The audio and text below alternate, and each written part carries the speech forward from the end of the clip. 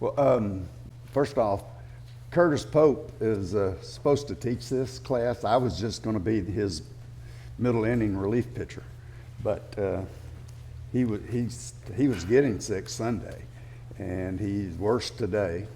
So, and this is not the weather he needs to be out in. So, y'all help me all you can. It's going to be. You understand what the time is, the schedule for between. Oh, I do need to tell you how 35 years ago, before y'all were even thought about, I taught a course about this in Austin. I don't even remember my address in Austin, so we're going. This is all relearned stuff. Anyway, we're going to first look at the schedule. This is, like I said, this is new quarter, we're going to have from now through February 25th. There's 13 weeks there, and we'll have 12 weeks. There's a meeting that comes up in February, and then we'll try to go through according to the schedule. There's 2 weeks when we have to have 2 lessons, but they're actually short and related, so that shouldn't be too hard. And the other part, I know that we've had, if you remember, we've had recent classes on Daniel, on Jeremiah, the so-called minor prophets, and the teachers of those classes are in this classroom. So feel free to share the wisdom and seriously help us to understand why this period of time matters and how it there's to what was written in the last part of the Old Testament.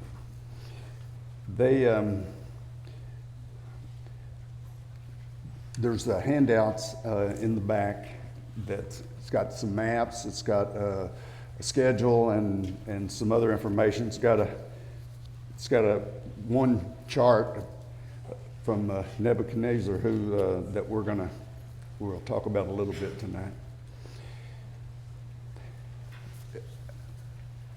This period of time, between the Testaments, Malachi, the end of it was about a 400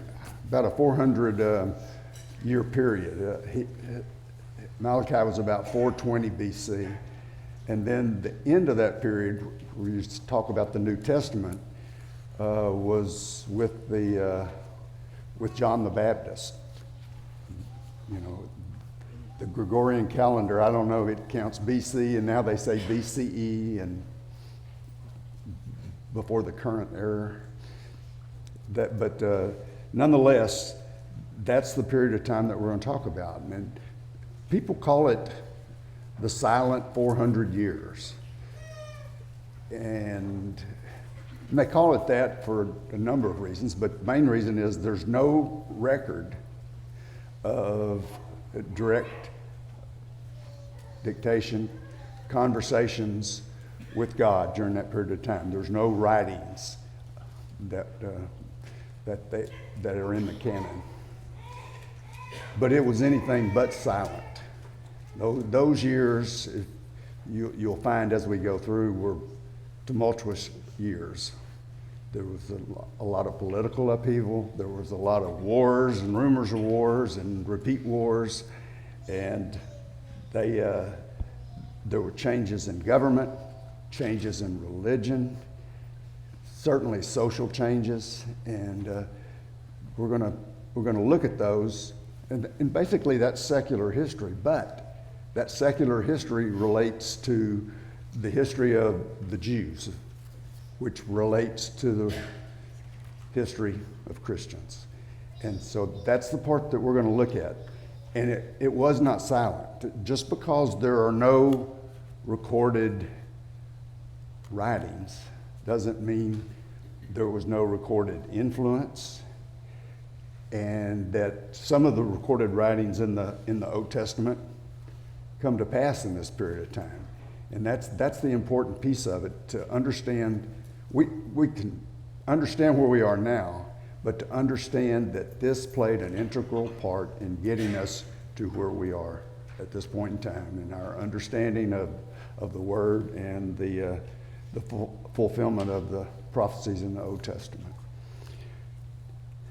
The best thing I can say about it, this 400 years was part of God's plan from the beginning.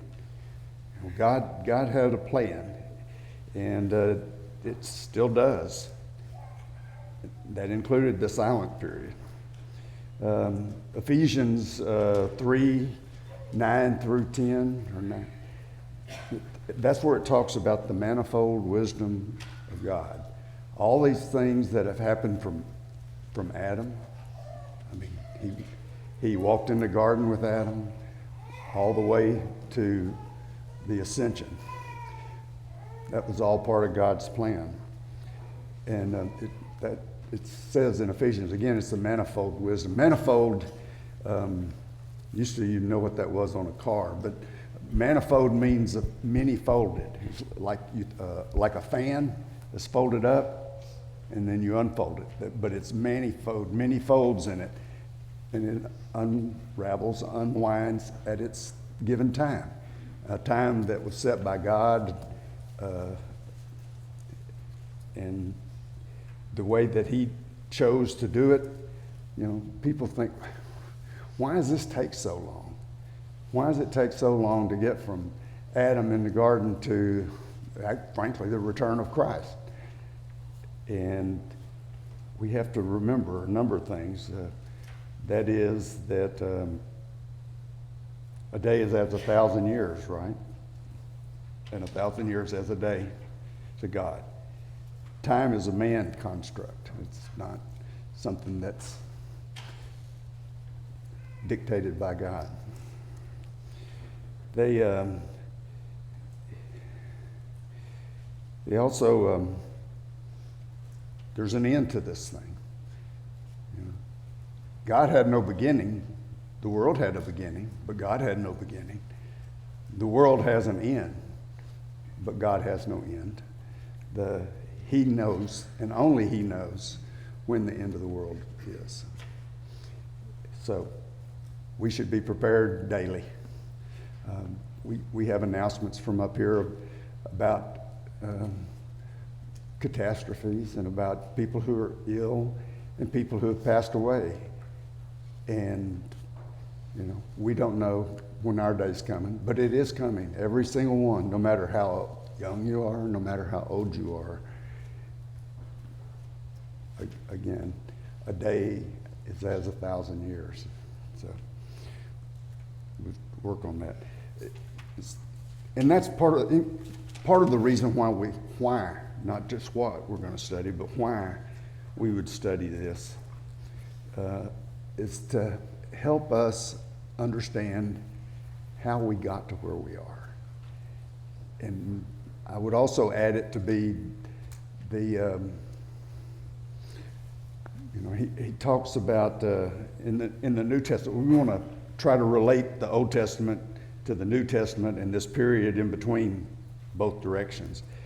But where it talks about that by reason of time we should be eating meat, not drinking milk. Well, most of us in here are at that point. And this will give you, hopefully, an advanced understanding of the gospel, which is what really matters. What happened in these political things doesn't matter. It's part of God's plan. It's been activated. It's already been happening. But what we have is the New Testament, and that's we want to talk about that, about why we would even study this. Anybody have comments, questions, ideas, answers? All right.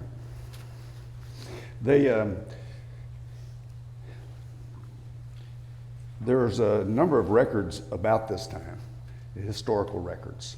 I know that, like a book of Maccabees, that's not part of the canon, but it's still a historical book. It's history worth worth reading. Perhaps it's not inspired, but it's still accurate historically, some of it.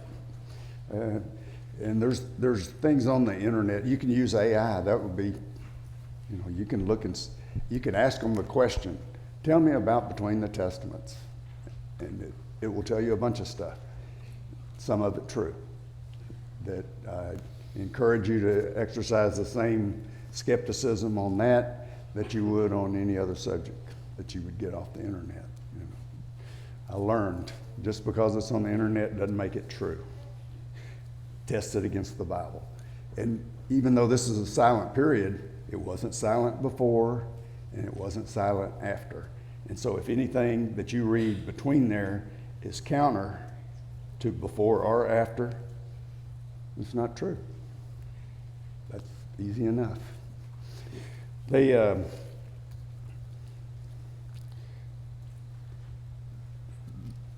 And they also say, well, why didn't you get any writings in here?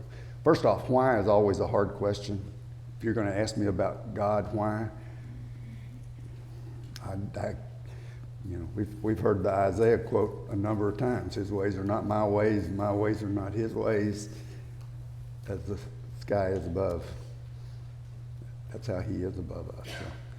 So and we also know that even in the New Testament, that they talk about Jesus, and at the end of John, actually Sunday when we got through with John, that was the last part of it was that if they had written everything that he did, that Jesus had done, the world could not even hold all the books. They didn't write everything. They wrote what we needed. We're thoroughly furnished for everything. But they wrote what we needed. And he did a bunch of other things. Jesus did.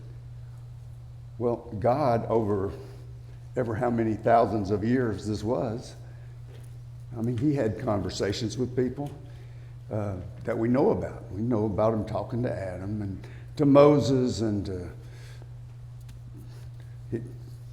to a number of different people throughout the Old Testament. And then he sent his son. And then his son sent the Holy Spirit. That's what we're trying to relate.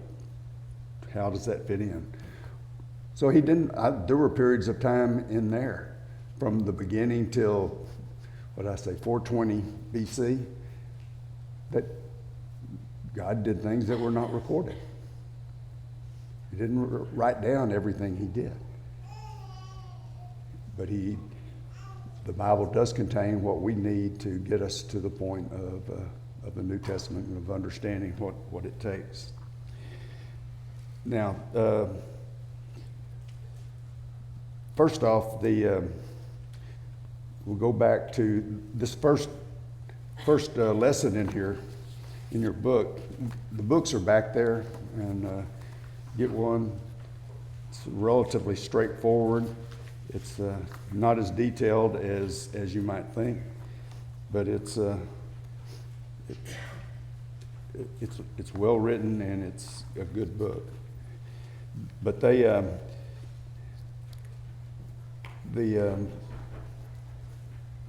400 silent years, I'm not going to read to you. I never did like that. I figured I'd learned to read in the first grade, and ever since then I've been able to.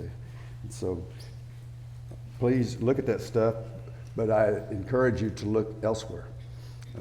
Like I said, Maccabees, Josephus writes about this period also. Even if he didn't live in that period, he writes about that period. So they, and I go back to the Old Testament. This is the pre-silent period. This first little bit, it's just a review of the history of Judaism, basically, but of politics and of governments and of empires that existed. You want to pass those out? Oh. Those are the handouts that are with them. It's got maps, it's got drawings and all that. Aaron?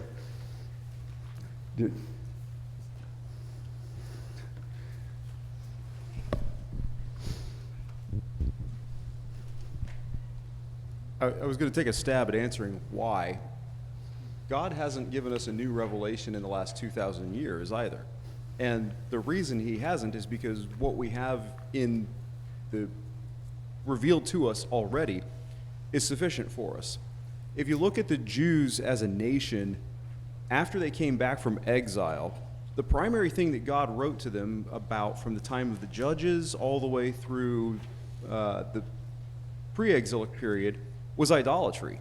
And when they came back, they had largely put away pagan idols. They didn't have, nationally speaking, another problem with pagan idolatry. So there wasn't anything new that God had to tell them. He had already given them the law. They already had the prophets. They already had the writings of Zechariah and Malachi during the temple restoration period that would help them through the next 400 years. And so until the time that Jesus came, there wasn't anything new for God to tell them. If you compound that with the fact that as far as there may have been other miracles or occurrences that happened, but historically speaking, as you mentioned, we have secular historical references that talk about that time period. If you look at the rest of the Old Testament writings, there was what we have found as far as historical records go correlates with what's in the Bible, but is largely incomplete. We have things like the Cyrus cylinder and other things like that, but there isn't a good historical map of the time period other than what's in the Bible. That's kind of our best history of that whole period in terms of writings. And so God didn't need to give us history because we have secular history for that period, and God didn't need to tell the Jews anything new. And so that, I think, explains why there wasn't any new revelation in that 400 years. It's for the same reason that there hasn't been one for the past 2,000 years. Anybody else any ideas on either why it was silent or why we need to study it? I don't know why. So that's not why I raised my hand. I think it's interesting that even the Jews of Jesus' day acknowledged that God had not seemed to have spoken through this time. That's not Christians looking back on it and saying, well, it didn't fit in the canon. That's their, Josephus says that, and it says that in Maccabees. Silence, though, doesn't mean that God's not active, and I think we need to be careful about confusing those two. And that, to go to Aaron's point, God has been silent in the same sense since the closing of the New Testament canon, but that doesn't mean God has been inactive. And I think we confuse those things easily. And so a lot of the things that we're going to study, while we may not know exactly what God is doing or how, the people that he's working with, his own people, believe in him and trust in him and pray to him. He's still at work. And I think I just want us to be careful not to confuse God. Even in our time, sometimes we'll talk about miracles, that God doesn't use men doing miracles in the same ways he did in the New Testament era or even before that. That doesn't mean that God's not at work anymore. And I just think that's a clarification we need. Yeah, and that's what I'm saying. That answering why is it's an impossible question. Not a mind reader, but I can understand as much as I possibly can. And there were no writings during this time, but there were a number of writings about this time,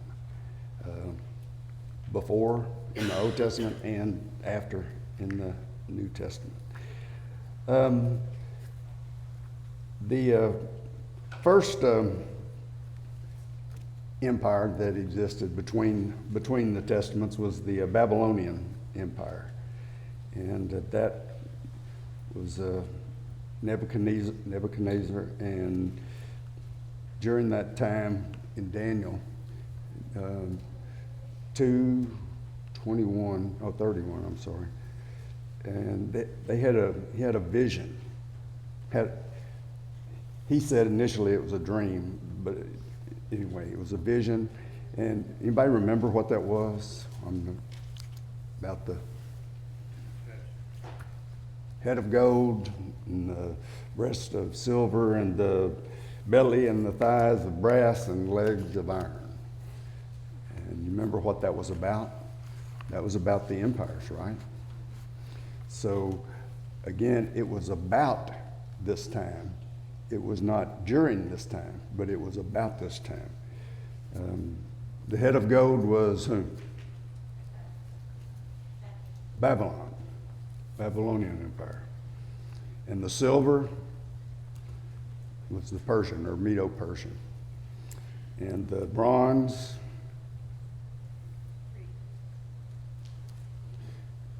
or brass, I guess. And the legs of iron were Roman Empire, right? Okay. This was written before those were really existing. And again, if you'll go you'll find, quote, Bible scholars that will say, well, this was added by a Catholic priest, in about the year 1000 or something. No. This was part of God's plan, and this was a prophecy that was fulfilled, and that's one of the ways you tell whether somebody is a real prophet, if what they say is true. So this was true. If you got the pictures, the handouts, it's got a picture of Nebuchadnezzar, and I'm like everybody else. I'm hesitant to put pictures to things because that becomes more of your understanding, but it also helps remember what it looked like. And so, but that was a time when it was clearly not in this period, but it was detailed about this period between the Gospels.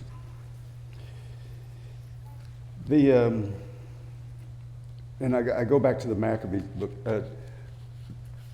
That was a real revolution when the Maccabees fought back against the Persians, and they withstood them first, and then they overthrew them, and that they got back in, and we'll go through here, but the reestablishment. The Babylonians destroyed the temple. And then we came after that to the Persian period, which was Cyrus. And Cyrus was there are many books that say he was one of the greatest rulers of all time, not just of that particular empire, but by the way he handled people, by the way he handled his responsibilities, and by the way he treated the Jews and other people that had been made captive.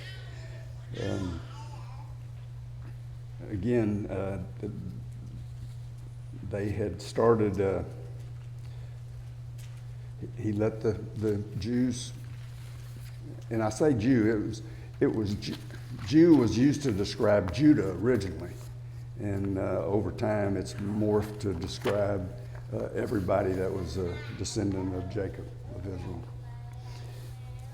But they did start with the Persians. They did a number of things as far as allowing the Jews to return home first. A small part went back. Then they were allowed to start rebuilding the temple that had been destroyed by the Babylonians, and they started that under. They have Darius the Mede, Darius the Great, Cyrus the Great. I think the best I can tell, Cyrus the Great and Darius the Great were probably the same person. Why are they different names I can't explain, but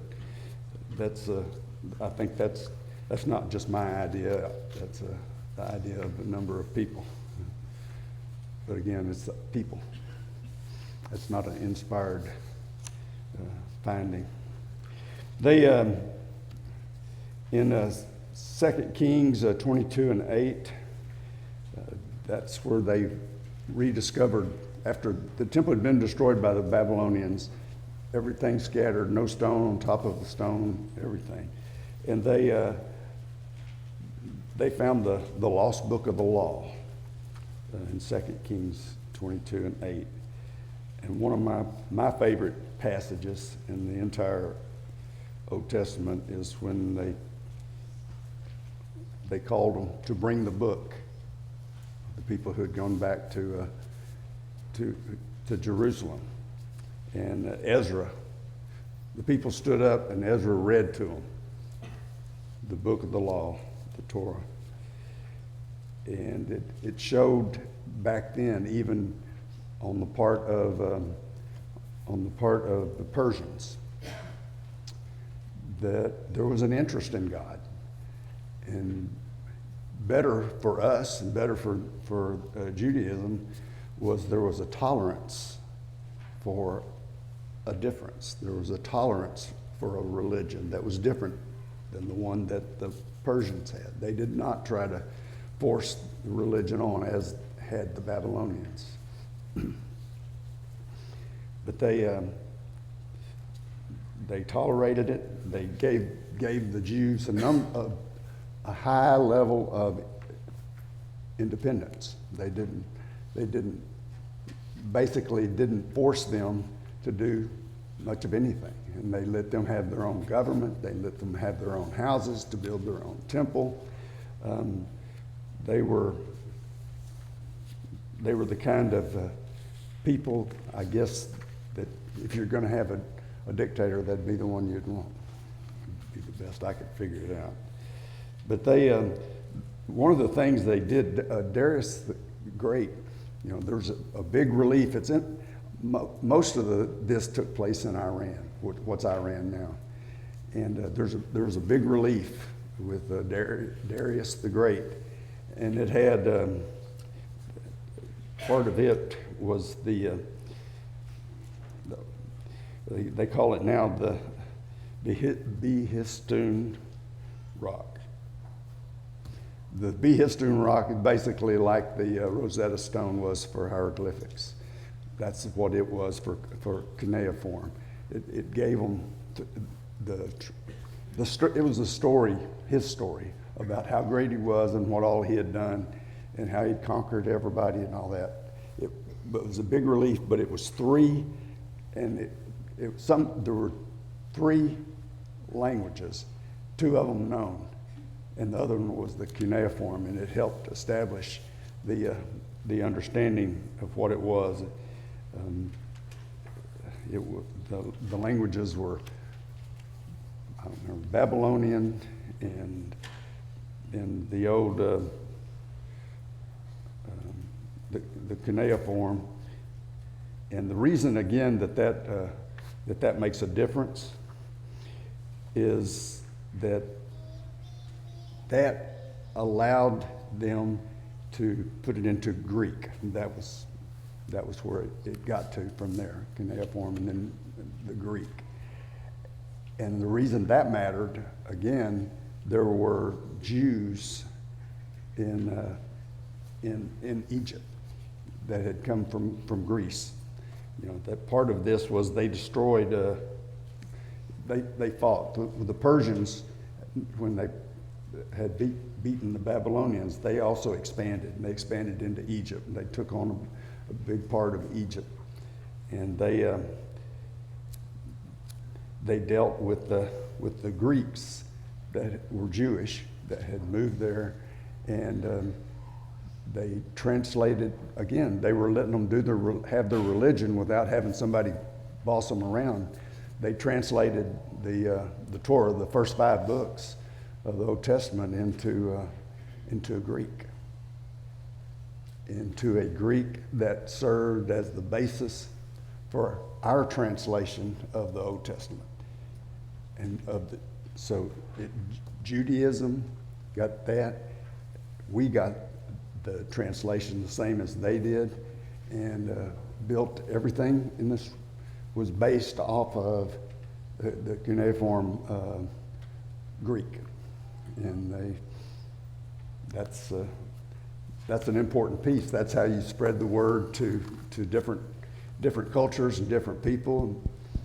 That was an important, again, just a secular piece. It wasn't intended for religion. It was basically a political piece. But that was the key to translating the Bible so that normal, common people could read it, could have access to it. It's played a big role in us.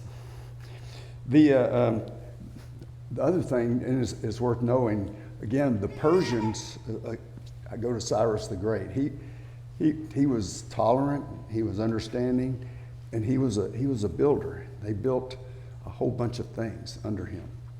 And again, I read some things, talked about him being one of the best administrators of a government that was ever recorded.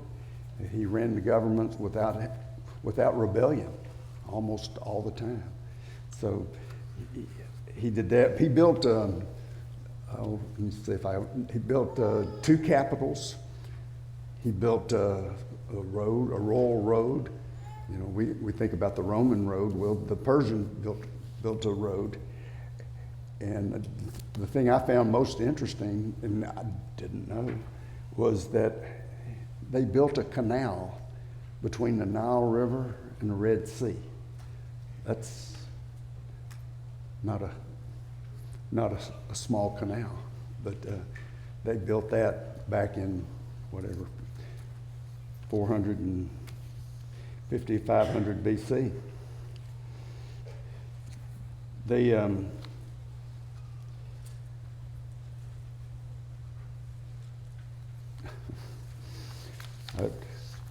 By the way, you notice we don't have slides.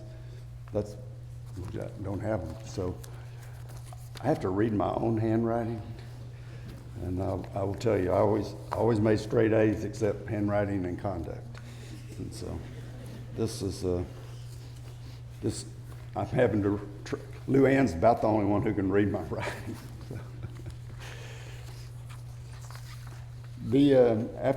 The Persian period, I said Darius the Great, and then they had Xerxes from 486 to 464 BC, and I think we talked before. He was the same as phonetically it is Ahasuerus. Not necessarily a good person. It was a translation of the Torah from Hebrew to Greek, took place under him, and that was all crucial again to the Septuagint became the primary source of the Old Testament, and also for the early Christian church. Septuagint, that means 70. Evidently 72 scribes basically translated that, translated the Hebrew to Greek, and Septuagint became the name.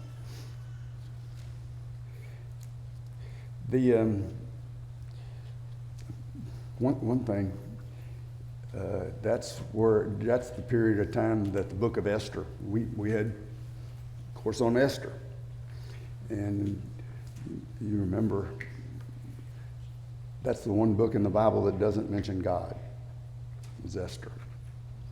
But that was during the Xerxes time.